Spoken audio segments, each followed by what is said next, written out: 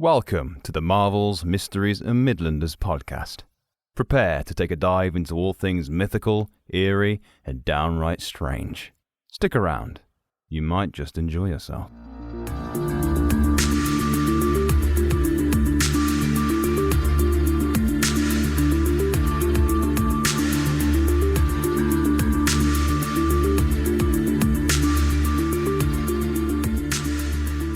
Hello everyone, and welcome to Marvel's Mysteries and Midlanders. I am one of your hosts, James Alexander, and I am joined by the absolute caffeine-ridden Julian Collins and the anti-teabag squeezing Lewis Carter. Hello. Good day. How you doing? I'm good, thank you. It's I've just had a real nice breakfast, so I'm feeling energized. Oh, What was on the menu today? Well, usually it's, bowl of cereal, maybe a bagwell, something like that. But today it was a roasted spinach, hash brown, garlic mushroom, vegetarian sausage sandwich. Wow. That's what we had. That's what we had left in the fridge / freezer. And you know what? I'm not even gonna lie. It was really nice. It's exactly what I needed. That is a very fancy breakfast. Thank you. That's what Sundays are for. See, myself, I just went for the double oat porridge today. It's okay. That's probably a lot healthier for you than a roasted. Yeah, but not nearly as fun to eat. Yeah, oats with oat milk. There's a lot of oat going on in that breakfast. Yeah, this is today's marvel about how can a breakfast affect you. We'll see as the episode goes on. But before we get started properly, Lewis, I have to ask, what did you have for breakfast today? 3 Weetabix. 3 Weetabix. There we go. 3 Weetabix. Is that? That's respect. I know, yeah. Respect. He always had his Weetabix, hasn't he? That's good. You're looking pretty strong today, Lewis, to be fair. I can see you actually are physically flexing on the webcam, which is just great. Look at that. Ooh, There's also muscles. New headset. Is this yeah. Is this the gaming headset made in the period? Yeah, it's my PlayStation one because I forgot my headphones. Also like to state how we're in various states of dress. So Lewis is in a jumper, he's quite wrapped up and warm. Julian, respectably, in a t-shirt, looking nice. Yeah, right. And here do you know what this is? I can't really see it. Well, it's all writing all the way down. For those with is it the Bible? Audio only, obviously, it's just a big square. It is. It is the entire script of the B movie. Oh God. And I have actually read it, and it does check You've out. read I've just sort of dipped in, not the whole thing. Like my eyes sort of began to go a bit fuzzy, but okay. It literally starts off. According to all known laws of aviation, there is no way a bee should be able to fly. This is great. This is wings. This is great entertainment. To get its fat little body off the ground. Yeah, and it just goes on. Okay, before we jump into it, did you buy that shirt yourself, or did someone get it for you? It was a gift. That's all right then. I'll let that slide. But yeah, I was going to say, Lewis is in a jumper. You're in your B-movie shirt. Gee, I wish I'd ever brought it up now. And I'm in just, by the looks of it, is literally just a dressing gown. We get a little cheeky tease of chest hair. Yeah, I know, yeah. It's all for you guys, no one else. Tilt the camera. I'll lift up slightly. You can get some nipple action if you really want it. Oh, there it is. And then anyway, let's get into the episode. This podcast is now officially rated explicit. It is indeed. So, guys, today we are passing the reins over to the lovely Julian Collins, because today he's got not just one story. Instead, we're going to try something different. He's got a few stories for us to delve into, haven't you, Julian? Well, absolutely. They're of varying length. There is 3 in total. 2 of them are about the same, and then there's a very, very short one towards the end. But for those, depending on what order we release these episodes in, yes, you may have already heard an episode about a Lady Fane of Basildon Grotto. Indeed. Today we are finishing off the Basildon saga, because I didn't realise that the small village I grew up in is actually very haunted. Oh, right. That's what I like. Yeah, so we're gonna knock it all out and get the rest of the ghosts in. So you're saying this is essentially a sequel to The Haunting of Basildon Grotto?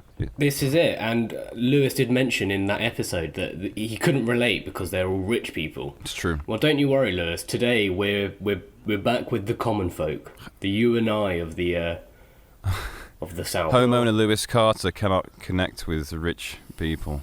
Nah. saying that, you know. Right, so, well, the choice is yours, gentlemen. Would you prefer to hear about Thomas Nobes or Nan Carey first? Lewis, I don't know you. I'm thinking Nan Carey sounds Yeah. a good Although starting that point. sounds better.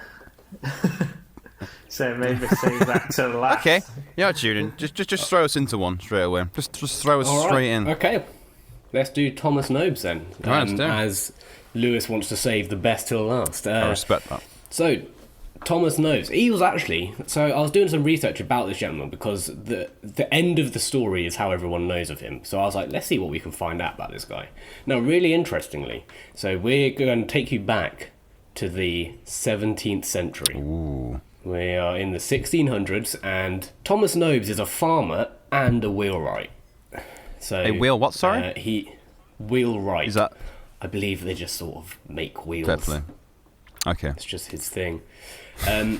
Now, the only real dates that I have, like cemented dates, are around the time of 1692, which is give or take 1 or 2 years. Excellent, yeah. Thomas Nobes had a little bit of a panic. See, so this man was a Quaker, which was very, very odd given the time period. Absolutely, and the location. Church of England was absolutely rife and rampant. But this man, no, he didn't believe the Church of England religion. He very much a Quaker. Big fan of Quake, then. Is that to be assumed? That's it. Right, okay. And he also has one very, very interesting fear. Thomas Nobes is terrified of grave robbers. Why? Do we know why he was? Well, we don't, but he was just so scared of his grave being robbed. But he was like, I'm alive, I'm not even dead, but I'm terrified that someone's going to just desecrate my guess it's corpse. kind of a understandable, I would say a rational fear, because technically once you're dead, I mean, we don't really know what it's like, but he might not have to worry about it anymore, but you might be completely... I don't really know. But that is interesting. Well, either way, one thing we do know is my mortal body does get left behind whatever happens when I die. Yeah, that's true. If I transcend, this mortal vessel will be put in the ground. At that point, I don't really care. That's it's interesting though, because I was thinking about obviously different fears and phobias. I mean, I don't know if you guys would be willing to share an irrational fear of your own, but I mean, mine. It's like you go through constant periods in your head, don't you, where like you usually think you've got completely well adjusted with what you're afraid of. You know, like so my completely fear that wouldn't possibly, a fear that probably wouldn't, a phobia of probably something that would never ever happen, but I still fear about it anyway. Is zombies, like that whole thing, because I have a lot of dreams about it. I get really bad zombie, and everyone's people are like, "Oh man, that'd be so cool." Yeah, it'd be like, I'd be doing parkour. I agree with them. Be doing parkour across the roofs and. I wouldn't be able to people. do parkour. Yeah, well, I would die in a heartbeat. Keep doing, you get better. But yeah, like I have these really vivid, very, very realistic zombie dreams, and it always ends just as I'm about to get like absolutely munched on. So I have. Like, it's weird though. Cliffhangers. Yeah, constant zombie cliffhangers, but I'm always, like, I'm still massively into it. It's not like I'm really afraid to watch films about zombies because I'm really into it, but at the same time I think it's kind of fed I wouldn't like that kind of situation. But that's my most unrealistic fear that I probably have. Well, I think that's the thing, is I would be very excited if zombies happened, but I also think I'd be dead within 24 hours because... because of the excitement. I'm basically an idiot and I think I would die. But I would be very disappointed by that, but I personally, I would love a zombie apocalypse. You, Lewis? Especially given the current climate, basically there. Yeah, irrational fear. I can't really think of anything like that. Not to say I'm not scared of anything. Well, look at Lewis, nothing really balls of jumps steel to Carter. mind. Nothing really. I wouldn't say I'm scared of heights, but if you put me on top of like the tallest building, I definitely and I think look down, then I'd probably go. Ooh. Oh yeah, maybe I am scared of heights. You know what I mean? Yeah, no, I'm with you on that one. I'm terrified of heights. I used to be okay with heights, but I think I've got worse as I've got older. Went to the top of the Shard with my wife a few years ago, and like I was like, because you can take a lift, like it's a little garden on the top, and I was like, it's fine. I was like, I feel a bit queasy, and then as soon as I realised that the roof of the Shard is like open, so you can hear the wind going. my legs just suddenly went, and I was like, oh! It's like slowly walking like a zombie towards the edge. Like once I got used to the habitat of being that high in the air, I was all right. But anyway, sorry, June, carry on. You were saying. Well, this is the thing. This is what I was going to say. So it's such a weird reaction when you go that high up. Your legs just sort of turn to jelly. Yeah. You'd think you'd want your legs to be like turned to tree trunks and just root themselves. But no, I feel like I'm going to fall over because last year I went to Paris, and obviously, as tourists would do when you go to Paris, Eiffel Tower was on the list. Oui. So I went up the Eiffel Tower, and you get really, really, really high up, and it's well, there's 3 stages to it effectively. Yeah. So you go to stage 1, and it's like not super high up, but it's high up enough that they've had to put railings in front of everything, and you just sort of want to die a little bit because it's so high up. But then you can go up again. There's another level you can go up, which is much more open. It still has railings because obviously that could go horribly wrong. But there's no inside. You are just outside. And then there's a lift that takes you all the way up to the top, which... So I got in this lift with... you fit maybe about 10 people in this lift. Okay. So we all got in there, shoulder to shoulder. And now my one reaction I have when I get really scared is overwhelming nausea. Right. So I was just stood in this lift watching it go up and up and up and up. I was like, oh my God. And then, the sickness was just, it was there. And I was like, if I vomit in this lift, I'm just going to coat 10 people. This is going to be terrible. And then my legs started turning to jelly. And then I was like, I can't, and I'm going up, and it's just, and obviously once you're on the lift, once that thing starts, it don't stop. You're up there, mate. So it's just getting worse and worse. And then I went up there and I couldn't walk. I was like pulling myself on the edge, holding on to the edge. But that's the thing, the railing is on the side where you can see down. There's no inside railing. So I was like, to hold myself up, I was like, oh my God. What is wrong with that strange Englishman? Oh my God, it was absolutely terrifying. Oh man. But yeah, so I'd say that's my biggest fear is heights. Oh, fair play. Irrational fear though, I don't know. Like sometimes if I ever feel slightly unwell, my brain immediately goes to you're dying. Okay. And that sort of sometimes makes me like, oh Christ, not keen on this. Yeah. But no, every time like I get a pain in my leg, it's like death. Yeah, no, that's it. This is game over, mate. Yeah. Yeah, and that's probably my weird. That's like it's not really an irrational fear, but it's the weirdest thing my brain does involving fear. Yeah, I've definitely become more germophobic as I've got older. Like I have fear of getting ill because it's just more an inconvenience now. It just gets in the way. Yeah, you know what I mean. I just got stuff to do. Yeah, exactly. That's what it is. Yeah. Meanwhile, Lewis is just sitting over there with absolutely nothing to be afraid of at all. He is a model. He's a model human being, man. He's going to survive all of us. Absolutely. He is balls of steel, as you say. Anyway, moving back to Thomas Nobes and his fear of somehow a duck is watching him. Oh, grave robbing. Sorry, grave robbing. So great. That's it. I mean, it's not quite as good, but so he was so driven by this fear that he had a plan, and his plan was, I don't trust graves. I'm going to build my own mausoleum that cannot be penetrated on my farm. I respect that. That's very cool.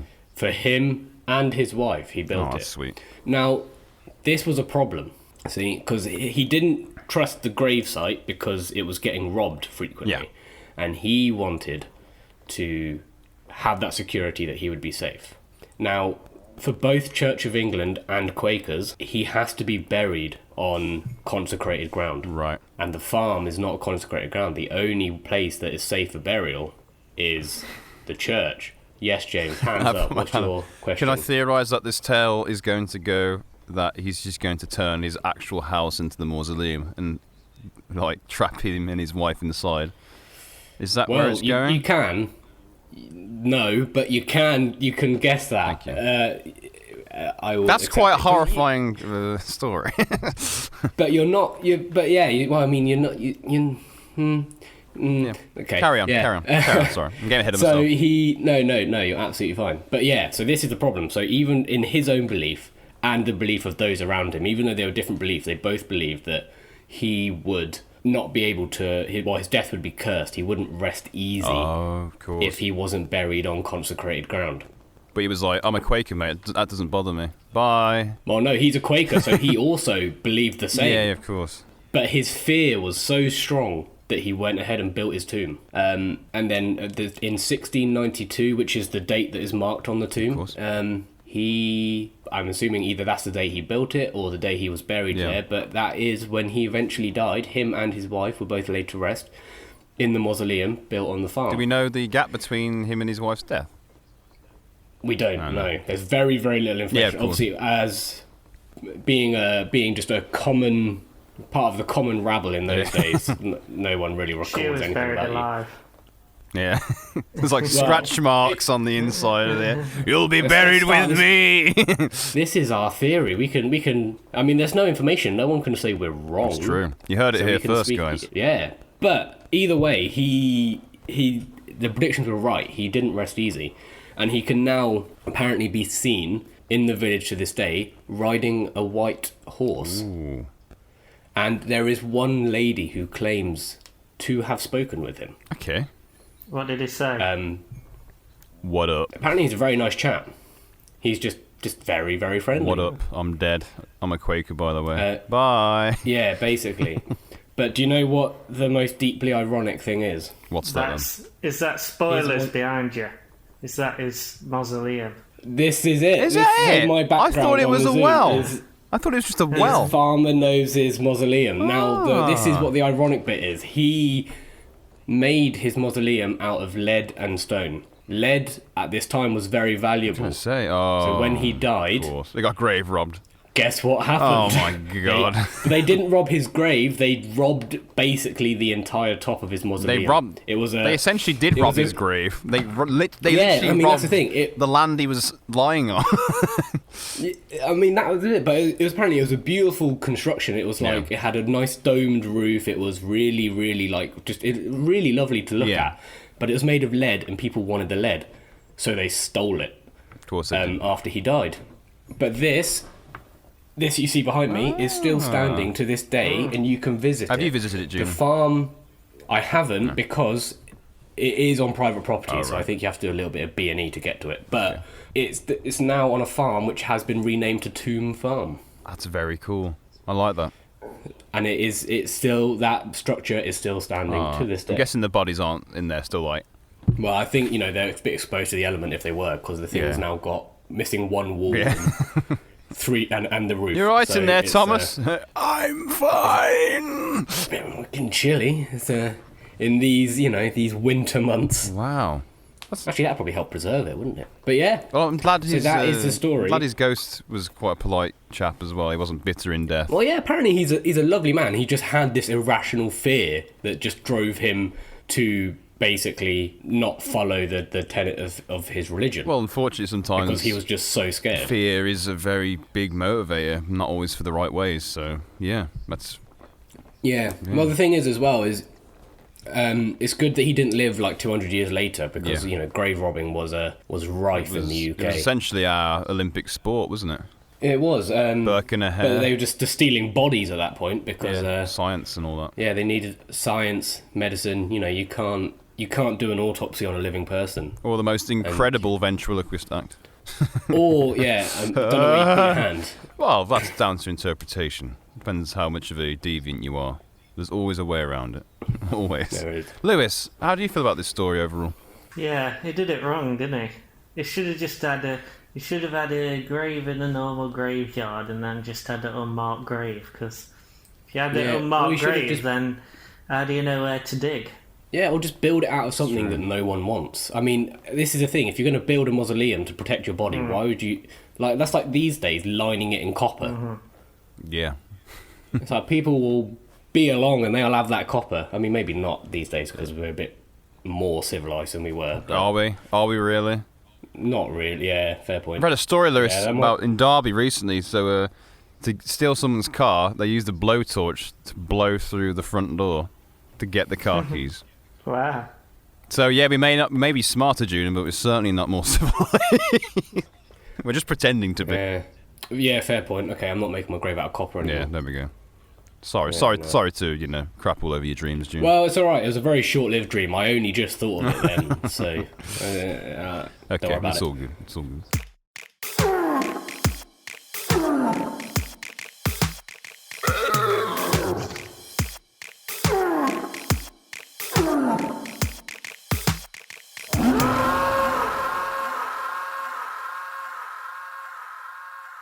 So then, thank you for that first story. So Thomas Nobes and wife buried in Tomb Farm in a mausoleum of his own choosing, which was brilliant. So what's next, Julian? Is it Nanny? It is Nan Carey next. Nan Carey, man. Now, I see Lewis. Look how excited. He's so excited for Nan Carey. Look at him. Now this is roughly takes place at the same time, so who knows? Oh my God, he's jumping for joy. Look at that. There you go. Yep. But Nan Carey may have lived the same time as Thomas Nobes.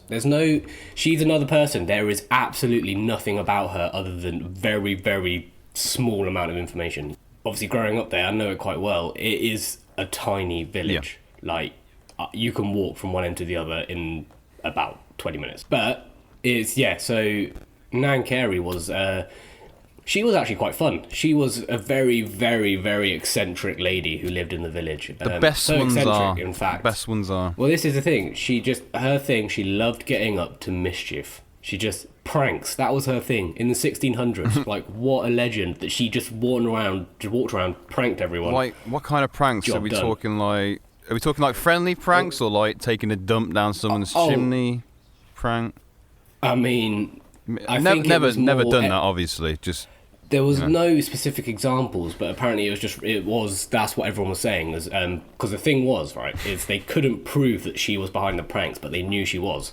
Can't prove. So what do they do so exactly. What do you do when you can't prove it? Call her a witch. Accuse them of being a witch. Yeah, witchcraft. Here we go. So Nan Carey is the local witch. Well, this is the thing, so she apparently had a big affinity with a tree. Oh. Right. With a specific oak tree, like one. It makes tree. me really mad, these stories, just because someone likes nature, you burn them alive or whatever. This is the weird thing. No one knows how she died. Okay. I was searching for ages, but there's just no record of how she died. But there was this. So there's one tree, and it's honestly, I've walked past it a number of times. Yeah. Because I know exactly where it is, and it is the biggest fucking oak tree I've ever seen in my life. Okay. It is huge. Like this thing is because it's got loads of trees around it, but there's just this one tree is huge. It's just so much bigger than the rest of them.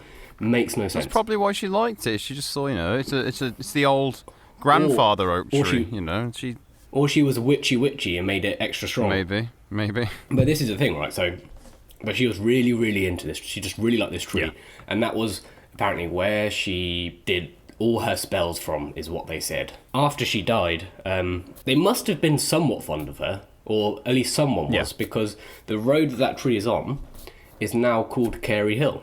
Right. So it's named after her. But she has been seen, apparently if you go to this tree at midnight, there is a chance that you'll see Nan Carey standing underneath it. Ooh. And this particular... in the tree so you've got a crossroad, right? Yeah. And the tree sort of sits on one corner of the crossroad. So if apparently lots of weird things happen on this crossroad. Ah. Any explanation? Explanation. Well, what kind of stuff goes down? So bikers have experienced sudden strong gusts of wind on the crossroad and fallen off their bikes. Classic prank. Yeah, it's just things like that. There's a road next to it. There's lots of other smaller trees around, and they collapse for no reason. They just gone. Loads of weird things like that. And I've walked on this crossroad. I've passed this tree a number of times, and I did almost get hit by a car once. But that might be because there's no pavements. Yeah, that's not a prank, mate. That's I'm being pranked by a witch. Yeah. It was a witch. The witch brought the car.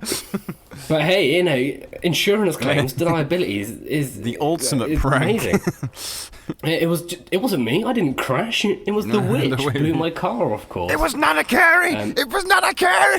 Being dragged out. Yeah, exactly. Yeah. But yeah, this is all we know about Nan Carey. She was a witch. Very allegedly, mischievous, and you can still see her at midnight. If you go to her tree. How many sightings have there been? Is it just like one story? Is there a fair few? I mean, there's loads of things have happened, but it's all on this crossroads. That's the only place people have reported seeing her or interacting with her. So she, like the gentleman who was blown off of his bike. Yeah. Apparently that's happened a number of times to a number of different people. There's just a gust of wind rushes through and blows people off their bike. It's probably just a wind tunnel there, right? Well, I mean, I'll show you it one day. I'll take you there because it's very, very, very near. Take me to Nana Carey's blowy crossroads. It's weird because all around it is trees on every side. Yeah. Like it is completely covered over, but so it being a crossroad, obviously the wind can come from pretty much any of those roads. So was she definitely accused of being a witch? Yes, but we don't. The villagers at the time, but we don't know what happened to her. No, I mean, if you're accused of being a witch, there's only really one way that ends for most people, isn't it? I know it was you who took a dump in my chimney. I know it was you, but I don't have any evidence. So you're a witch. She pushed one man over and suddenly. Yeah, knocked somebody out. She was just a bruiser, mate. She was knocking people out, and they're like, we've got to get rid of her. She's a witch, mate. I mean, she sounds like a legend to me. She was. She literally just wants to annoy people. Yeah. Yeah, like people apparently. The other thing I read as well was people that walk their dogs on this junction. Sometimes, not often. Well, not always. I shouldn't say not often because it's 50-50, I think. Absolutely. But sometimes dogs just go absolutely mental on this corner. Oh, it's all the classic signs and of then, yeah, paranormal exactly. activity. But like, then as soon as you get away from the corner, they're fine. So I think she must just hang out there and sometimes decides to show herself. But Lewis, how do you feel about this story? You've been remarkably quiet. It's a cool place. It's a cool place to have sightings, I think.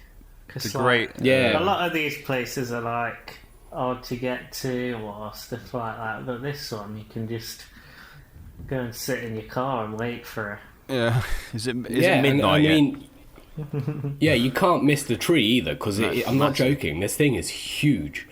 So you know exactly which one it is just by looking. It reminds me of one of just these old world tales. Obviously, it's not full on old world, but it's amazing thinking that obviously we have this world as it is now. Fantastic to believe that there is this kind of whole of a veil, this whole of a plane maybe that exists with magical, ghostly, pranking witch women. There's always things we're going to not understand. Like, absolutely. Regardless of what the cause behind them is, there's always going to be something that needs explaining, which is sort of where science has come from, I suppose, is that we need an answer. It's like, if you look at medicine throughout the ages, they wanted an answer as to why this did that and why bodies responded to this way, and that's how we got answers. But it looks like God is smiling down upon us. It does, doesn't it? What Lewis is light.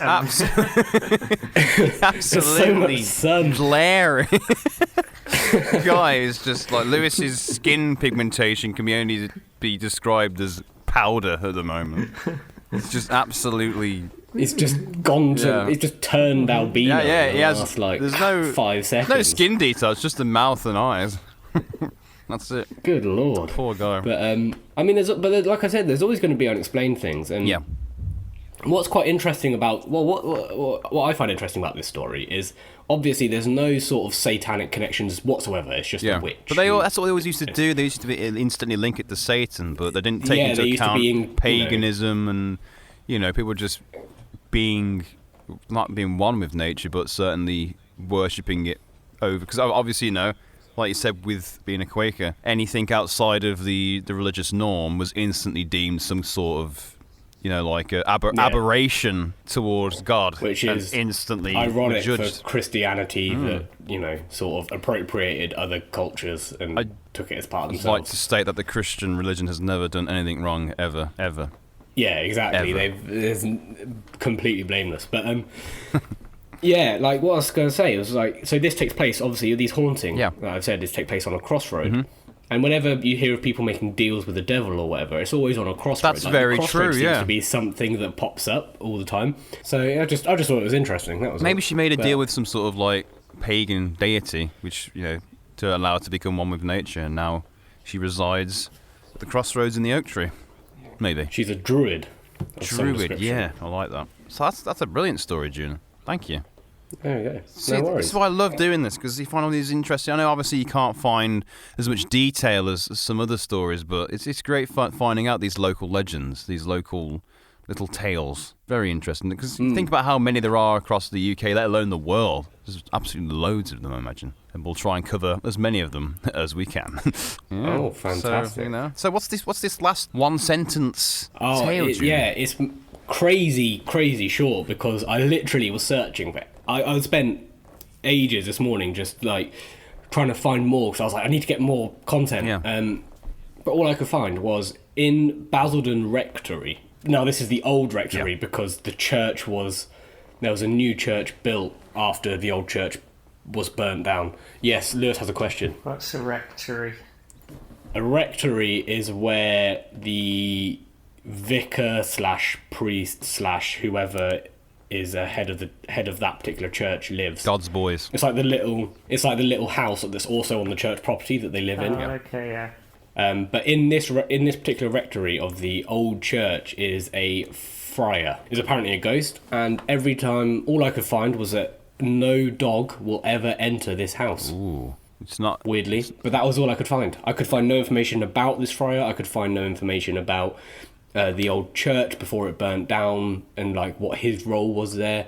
Nothing like that. So it's just, that was all I could find. Is it because does anyone live in it? I don't think so. I don't even know if it fully exists anymore, but it's like the land it was on. Dogs just won't go there because a friar has been sighted, and a friar has been sighted. I know for a fact that dogs, animals definitely see something we don't. Yeah, well, my dog does that sometimes. She stares at a wall, and I'm like, what are you looking at? And then she starts growling, and I'm like, what are you looking at? No. Stop! No, thank you. Stop doing that. This is terrifying. Yeah. It's true. My cat does the same. She'll be like playing, and she'll just suddenly go, start talking to like something in the corner of the room. You're like, great. Just I'm just going to close the door permanently now and lock you in there. Sorry, bye. No, and I don't like it, but yeah, those are my 3 stories. Brilliant. Thank you, Juno. They're good. I like them. Yeah. This is good because I Berkshire as a whole. When we first had this idea for this. Well, when we first began this podcast, I thought start local, branch out. Turns out Berkshire, haunted as hell, lots of marvels, lots of mysteries. Don't need to leave. Don't need to. But you wait, one day we're going to get onto the Satanism. Ooh, I love it. I can't wait. That's like this. I've got one that's just like, it's like a movie script basically with the story of how it's gone. It's going to be great. I'm already excited. Let's not get ahead of ourselves.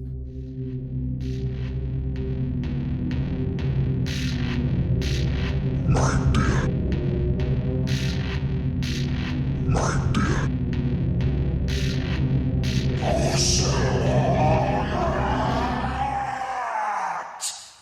Are you alright? We're now going to head onto even Lewis's beige sofa in the corner, where he's going to tell us a strange tale or story he's found this week. So, nothing about rappers today. No more rapper stories. No more rapper stories. What's this all been about? If not for the rapper stories, Marvel's Mysteries, rapper stories, and Midlanders. Well, we can go back to the rapper stories. No. We'll stick with something. I haven't got one ready. Okay. It's just an interesting fact, I thought. Okay. Oh, I love a good fact, Nick. So, the death penalty in Florida is carried out by an executioner who is a private citizen. And his and her identity is to remain anonymous. Ooh. And they also have a second backup executioner available. But, so there's somebody walking around who's an executioner and nobody knows who private citizen. Well, I mean, wouldn't an executioner, when they're off shift anyway, just be a private citizen? Or is this like, like jury duty? Like one day you just mind your own business, you get a letter saying, you've been chosen to kill people in a prison. Cool! Finally! Okay. It's all coming together for me. I don't think I'd like that, I think they're describing it as like, that's the only thing they do, and they don't have anything to do with... They're not like employed by them as such. What do you put on your CV? Just like, Because, well, there's a little bit more to the fact. They only get paid when they do the executions. That makes sense. Yeah. So, how much do you think they get paid per execution? Per kill. Oh my god. What? For me to kill someone, you'd have to pay me a lot of money. About a tenner. £5 per murder. I was going to go for tenner, but yeah, £5 might work. Yeah. Well, I reckon knowing what workers' rights and things like that are like in America, I'm going to say they're going to get paid something like... A few thousand? Between... I'd go lower than that. I'd go like maybe $400, but $500. you've got to think about how often these people are executed, though. I mean, Lewis, can these citizens also have, I guess, a day job at the same time? that's what I'm assuming happens. Yeah. So, I mean, the way it sounds is it's like jury duty. Yeah. It's just like... Hey, my name's Frank. I work at Radio Shack. I'll be helping you today. I'm also an executioner for the state of Florida. I don't think it's like a random person, that gets... just like, Called that's up. how I'm picturing it. You're just like, right, your turn now. Yeah. Go on. To me, jury duty is essentially a massive, like, just not a waste of time. That's the wrong thing to say, but I'd probably be like, ugh, if I have to, because it's just like it gets you out of work, though, I guess. I mean, everyone I know that's done it seems very bored. Everybody wants like a good crime, like a serial killer or something, don't they? They want like... You don't get anything like that. You get like... They want OJ. The 15-year-old that joyrid his mum's car for half an hour. They call it git surfing. You're not familiar with git surfing? No. I know. I remember. You know what git surfing is? I remember. You know git surfing. Yeah. Yeah. I mean, all the ones I've heard of people do jury duty-wise is just like... Yeah, again, like you said, June, just like really minor crimes. So going from that to then being asked, "That's what you're doing, mate. You're killing someone off this weekend." Oh, okay, cool. Yeah, I'll do that. But obviously, as Lewis said, they're trained individuals. They're not just like Yes, they must take this needle. Trained killer. So Trained killer. The Yes, Lewis. recompense for killing is $150. I knew it was going to be that something crazy low. Is that all? I mean, I'm gonna say, is that all a criminal's life Kill is? a man Yeah. for $150. Is that all a criminal's Or a life is woman. worth? But like, I mean, how often are they killing people off death? Because I swear, when you're on death row, you're sitting on there for about a year. No, I mean, not a you say year. that, but sometimes- Years even. Sometimes, some people get like bloody fast tracked through. Yeah. It's crazy. There's like, because I remember there was a news article lately about, there was someone on death row as soon as they turned 18. They was like, that was it. Bye. Yeah, it was like crazy. But It's like in Japan, they don't tell you, because obviously in America they tell you, like, on this date you'll be executed. yeah, In Japan, they just drop it on you. They're literally walking like you're dead now, and you're like, "What? No!" Yeah, literally, they don't mess about. They literally just drop it on you, which is When you wait. in Japan, if you're on death row, they just walk up like, come like on. one day they'll Where just we come going? in and they'll be like, "Right, and let's get it done." And you're like, "What are you on about?" And you're like, "Yeah, we're killing you, mate." And you're like, "What?" So you just sat on death row forever, just thinking they could walk through that door at any which moment. is terrifying. Because it could be tomorrow, it could be in a year. But then also, if you've done a crime that is worthy of the death penalty. I can imagine like just one particular prisoner being really annoying, and like the guard just be like, "You know what, you're pissing me off a bit. Let's get it over with." Just pull him out of his cell and just kill him. Yeah. Yeah. So $150 is all a person's life is worth. Yeah. I genuinely thought it would have been way more, in my mind. That's mad. That is mad. But is the execution? Do you reckon their identity is kept? Yeah, secret? because you don't really see anybody Yes, in it is, execution chambers with like the executioner hoods on anymore, do you? Do you? No. So how do they keep the I've identity? seen like them wearing like surgical masks and and goggles, that kind of thing. Well, so. is it Suit of armour. On guard! in Florida? Do they have like the semi-public executions where family and news can attend and things like that? Do they have that or? From the image attached, it looks like it's a lethal injection. So All right. I would imagine it's like quite a medical thing. Maybe they've got like actual serial killers, and they're like, "Listen, mate. Yeah, I was going to say we know you're a mess, but if you don't kill anyone, but do it when we say so, we'll let you off." And I'll be like, yeah, okay, yeah, I'll be up for that. Yeah. Because how do you apply for this kind of job? That's a great point. And what kind of person is up for that? Yeah. Yeah. Ooh, state executioner. Oh, that's for me. Yeah, you'd have a questionable sense of morals. Like, yeah, no, murder is wrong. Unless I get paid for it. I get paid for it, and the state says it's okay. Yeah, like it does. It's like how there used to be a law where if you attempted, I can't remember, it was one state in America, the punishment for attempted suicide was execution. Task failed successfully. It was like, it's terrible if you kill yourself, but if we kill you, that's okay. Think about it, in the eyes of God, you're not a suicide, so technically, it all works out for you. It's absolute, it's mental. That's very weird. I don't get it. Also, how do you put this on your CV as well? You don't, because you're anonymous. True. But what if, like... Carried out... federal duties at the prison. Federal duties, top secret federal duties. All you need to know is that I've worked in the public sector and I got my hands dirty. Okay? That's it. Yeah, and it's Liam Neeson CV, basically. yeah. Liam Neeson from Taken. That's what he was, man. His CV. That was his set of skills. Hello everyone, it's James here. Just letting you all know we do indeed have a social media now. You can find us on Instagram at Midlanders or MMMIDLANDERS. Or if you even want to send us a sternly written email or maybe a strange experience you've had, send it to marvels.mysteries@gmail.com. That's marvels.mysteries@gmail.com. And one more thing, if you have access to Apple Podcasts or use it frequently, if you'd be so kind to rate, review and subscribe to Marvel's Mysteries and Midlanders on there, it would really help us out, hopefully get more listeners in, and hopefully, if things work out, we get more content out to you lovely listeners, because that's what it's all about. It's about entertaining you, believe it or not, and also because we have to, worship our corporate overlords. Praise them, praise be. But thank you so much for listening to the podcast. It means the world to us. From the three of us, thank you. Other than that, have a great day. Take care.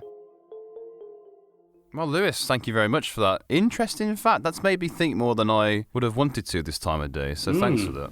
Yeah, quite interesting. Thanks so much for making me think. Thank you. But yeah, that's great. $150. Guys, so I think we've run out of time. But is there any parting thoughts you'd like to throw out there? Don't build a grave out of valuable materials if you're scared of people stealing them. It's a solid point. That's my wisdom for the day. Go with that, Lewis. Killing doesn't pay. But it does in Florida if you're hired for it. Very much. Yeah, very much. I like that's it. That's the asterisk. Yeah. Very much. Thank you so much, everyone, for listening to this episode of Marvel's Mysteries and Midlanders. I hope you enjoyed it. I know I did. And I think with that, that's all we've got. It's all we've got. Well, see you next time. Thank you very much, and bye-bye. Goodbye. Bye.